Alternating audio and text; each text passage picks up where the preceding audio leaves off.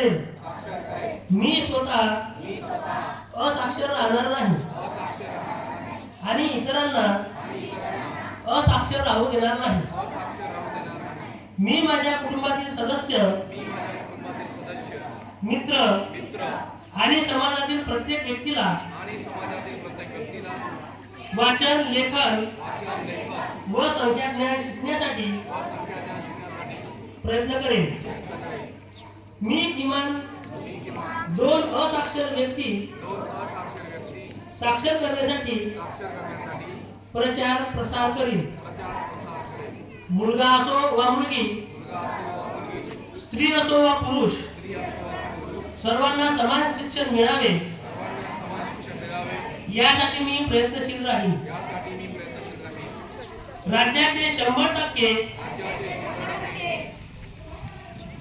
साक्षरतेचे ध्येय गाठण्यासाठी मी माझे सर्वतोपरी व निरंतर योगदान देईन. मी स्वतः शिकेन आणि इतरांना शिकण्यास मदत करेन, ज्यामुळे माझी व समाजाची प्रगती करू शकेल. जय हिंद.